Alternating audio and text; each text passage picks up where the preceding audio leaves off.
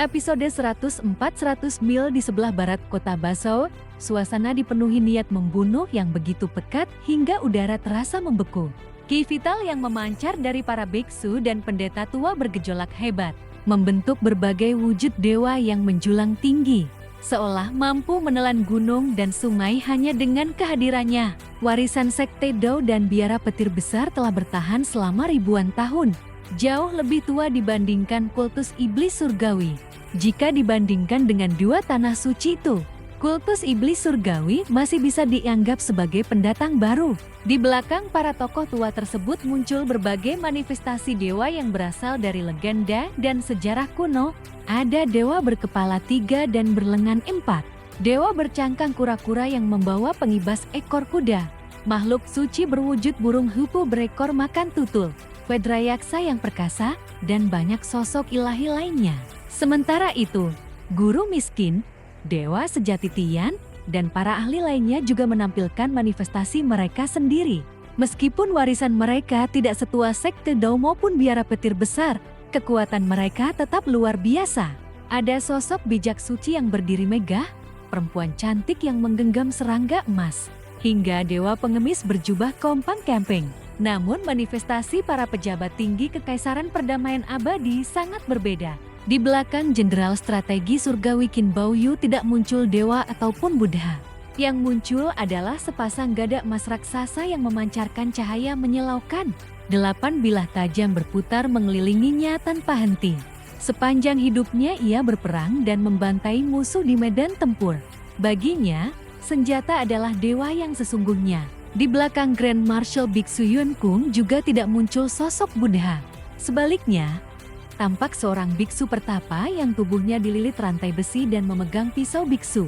Sosok itu memiliki aura tempur yang sangat kuat, hampir identik dengan Yun Kung sendiri. Di belakang Raja Gunung Tai, Ling Suhua, tampak 9 naga yang melilit Gunung Tai.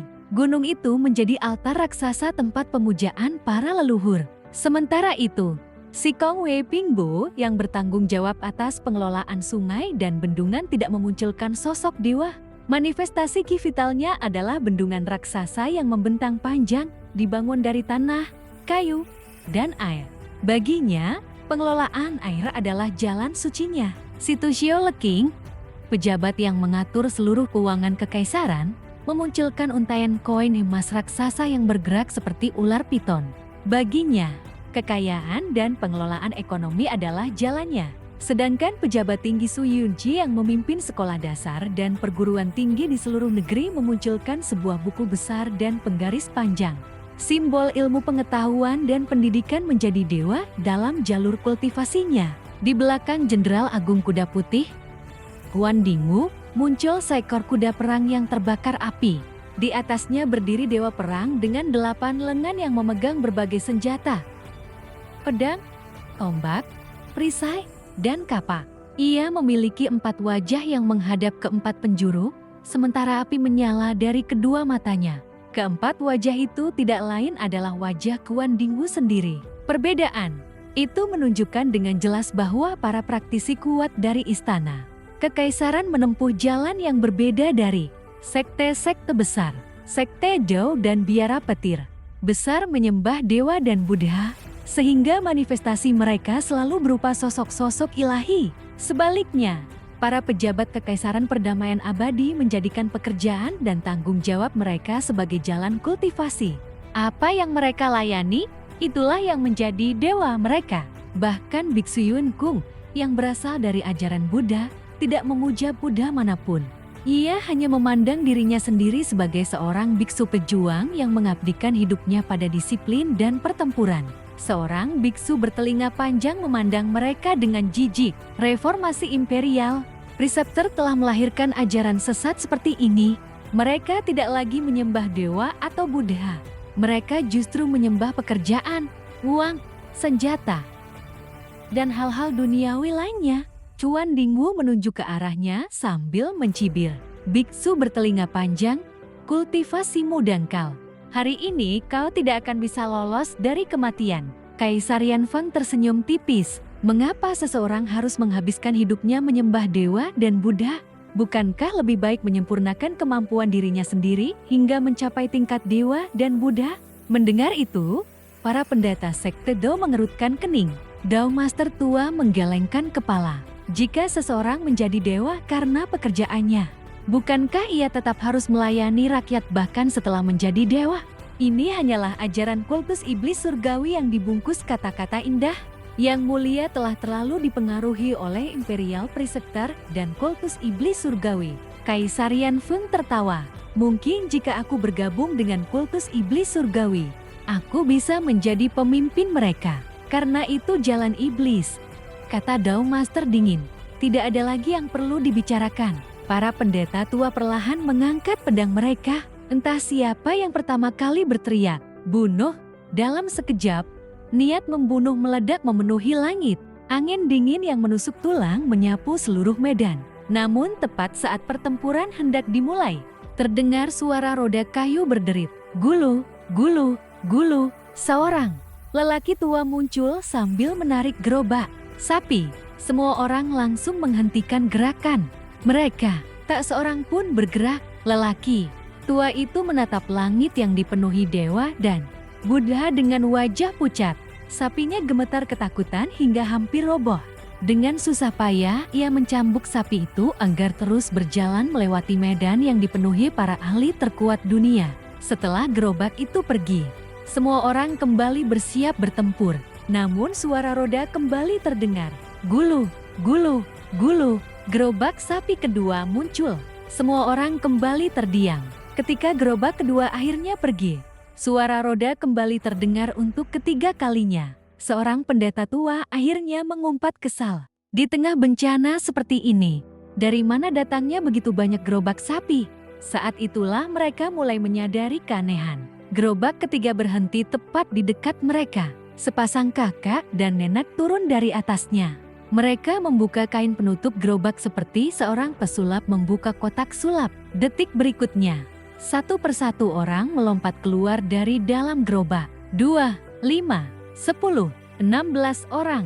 Dao Master terdiam sejenak sebelum menghela napas. Pelindung kiri dan kanan kultus iblis surgawi, 2 raja surgawi, serta 12 tetua pelindung.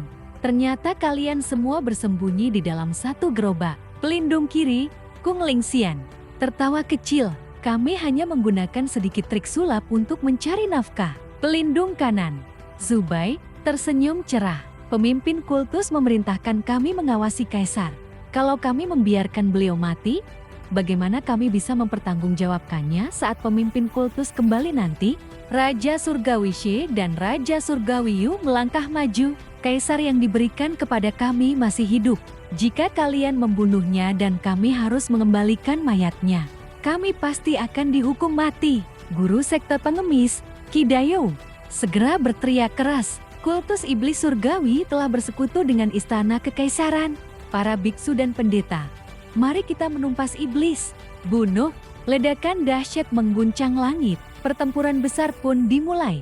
Gelombang kejut menyapu ke segala arah, merobohkan pepohonan dan mengguncang bumi. 4 kekuatan terbesar dunia akhirnya bentrok secara langsung. Biara petir besar, sekte Dao, istana, kekaisaran perdamaian abadi, dan kultus iblis surgawi. Dalam pertempuran sebesar ini, bahkan para ahli tingkat pemimpin sekte bisa kehilangan nyawa dalam sekejap.